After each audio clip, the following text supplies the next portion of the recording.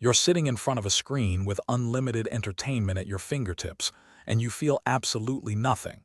You scroll through Netflix for 40 minutes and watch nothing. You open YouTube, click 3 videos, close them all within seconds. Food doesn't taste as good. Music doesn't hit the same. Even things you used to love feel like obligations now. You are starving at an infinite feast. And the strangest part, you have more access to pleasure than any human being in history, more movies than you could watch in 10 lifetimes, more music than you could ever hear, more connections than you could ever maintain. Yet you feel empty. This isn't laziness. This isn't depression. This is something far more insidious, something that's been rewiring your brain without your permission. You've become the modern Tantalus, the Greek myth of eternal punishment, surrounded by water you cannot drink, fruit you cannot taste. But here's the dark twist: you did this to yourself. You killed boredom thinking it was your enemy. Turns out, it was the spice that made everything taste good. The dopamine trap. Let's start with what's actually happening in your brain. Every time you experience pleasure, food, sex, achievement, even a notification, your brain releases dopamine.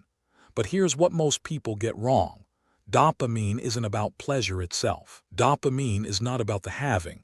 It's about the wanting. It's the anticipation chemical, the craving molecule. Your brain evolved to make you pursue things, not enjoy them. And here's where modern life becomes a neurological nightmare. Your ancestors might have experienced a dopamine spike a few times a day, finding food, social bonding, maybe a successful hunt. You experience hundreds of micro spikes every single hour, every notification, every scroll, every autoplay. Hundreds. Your brain wasn't designed for this. It responds by doing something called downregulation. It reduces the number of dopamine receptors to protect itself from overstimulation. The result? You need more stimulation just to feel normal. That video that would have amazed you 5 years ago now barely registers. That meal that would have been a highlight of your week now feels forgettable. You haven't changed. Your baseline has shifted. And this is just the beginning of the trap. Death of boredom. Here's a psychological truth that will disturb you. Boredom is not the absence of stimulation. Boredom is a signal. It's your brain telling you to seek meaning, not entertainment. Psychologist John Eastwood describes boredom as an attention problem. It happens when we can't engage with our current activity, but also can't figure out what we actually want. Boredom was meant to push you toward creation, exploration, and self-reflection. But you've learned to kill it instantly. The moment you feel even a hint of emptiness, your hand reaches for your phone. Standing in line, phone. Waiting for food, phone. Sitting alone with your thoughts for more than 30 seconds, phone. You never let boredom speak. And by silencing it constantly, you've destroyed its function. Boredom was the negative space that made the picture meaningful. It was the hunger that made the meal satisfying. Now you're full before you even sit down to eat. A 2014 study at the University of Virginia found that people preferred giving themselves electric shocks over sitting alone with their thoughts for 15 minutes. We would literally hurt ourselves rather than be bored, and society has built an entire economy around exploiting this discomfort. Attention merchants, here's where this gets darker. Your inability to feel excited isn't an accident. It's a product. Tim Wu, the author of The Attention Merchants, documented how the entire digital economy is built on one resource: your attention. Not your money, your consciousness. Every app on your phone was designed by teams of engineers using the most sophisticated understanding of human psychology to keep you scrolling. If you're not paying for the product, you are the product. Instagram doesn't care if you feel good. It cares if you stay. Netflix doesn't celebrate when you finish a great film. It celebrates when you watch 7 episodes at 2 a.m. These platforms are in a war for the most valuable real estate in existence, the space inside your mind. And they're winning. They've turned every moment of potential reflection into consumption. If you see this pattern in yourself, hit like and subscribe to keep exploring the depths of your psyche with me. Because what comes next explains why this is rewiring your actual identity. Variable reward schedules, the same mechanism that makes slot machines addictive, are built into every social platform you use. Sometimes you get likes, sometimes you don't, and that unpredictability keeps you pulling the lever forever. Consumption identity. Here's a question that will make you uncomfortable. When was the last time you created something without immediately thinking about how to share it? When did making become performing? We've shifted from being people who occasionally consume content to people whose entire identity is built around consumption. You don't watch movies anymore. You audit them for cultural relevance. You don't listen to music for the experience. You're building a personal brand through your Spotify Wrapped. You don't travel to experience new places. You travel to collect content for your feed. The philosopher Guy Debord predicted this in 1967 with his concept of the spectacle. He argued that eventually, lived experience would be completely replaced by its representation. All that was once directly lived has become mere representation. We don't want the journey anymore. We want the climax without the foreplay, the destination without the path. And because we skip the process, the destination feels empty. The photo of the experience replaces the experience. The performance of happiness replaces actual happiness.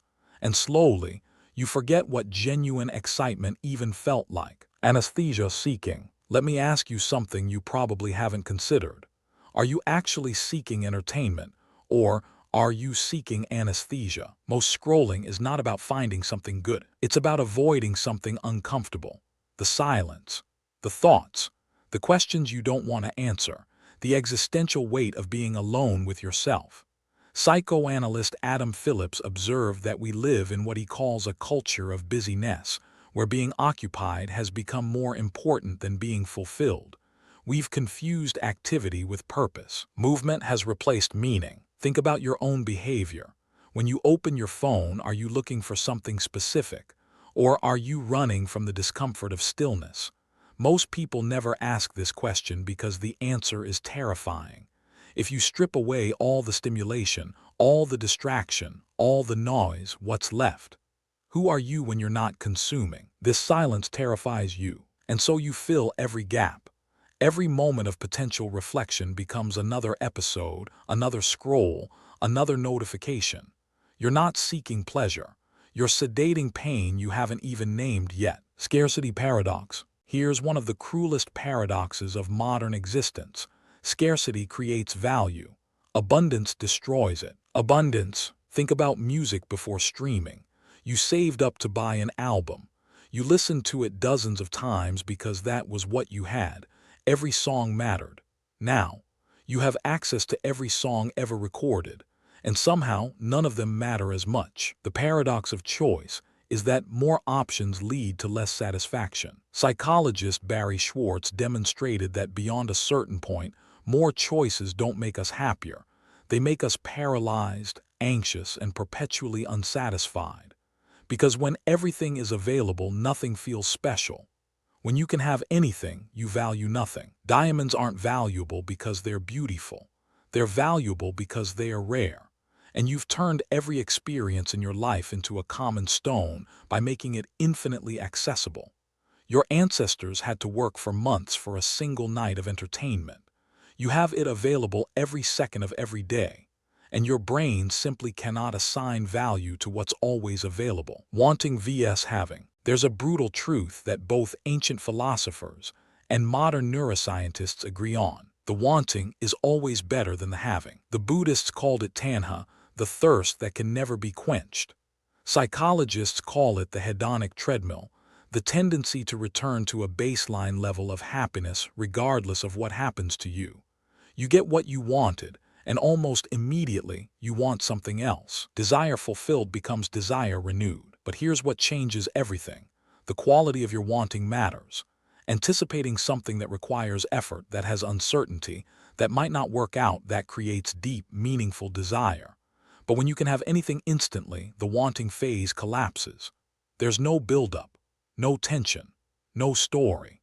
You go straight from desire to fulfillment in seconds, and your brain barely has time to release dopamine before it's already preparing for the next hit. The soul becomes dyed with the color of its thoughts, and your thoughts have become a rapid sequence of instant gratifications with no depth, no meaning, and no satisfaction. Digital fasting. So what do you actually do about this? The research points to something counterintuitive. You don't need more stimulation. You need strategic deprivation. Fasting, just as your body needs periods without food to reset its relationship with hunger, your brain needs periods without stimulation to reset its relationship with pleasure. Dr. Anna Lemke, author of Dopamine Nation, recommends what she calls a dopamine fast, 30 days of eliminating or drastically reducing your highest stimulation activities. 1. Identify your biggest dopamine sources. 2. Remove or limit them for 30 days. 3. Sit with the discomfort without replacing it. 4. Gradually reintroduce with intentionality. The first week will be brutal. You'll feel restless, anxious, even physically uncomfortable. But here's what happens after. Your baseline resets. The simple things start to feel extraordinary again. A walk feels engaging. A conversation feels meaningful. A meal tastes like something. You're not adding anything, you're subtracting the noise so you can finally hear the signal. Relearning boredom. Here's the practice that will feel the most uncomfortable and produce the most results. You need to relearn how to be bored. Schedule time to do absolutely nothing. Not meditation, not journaling, not productive thinking. Literally nothing. Psychologist Sandy Mann's research found that boredom is directly linked to creativity.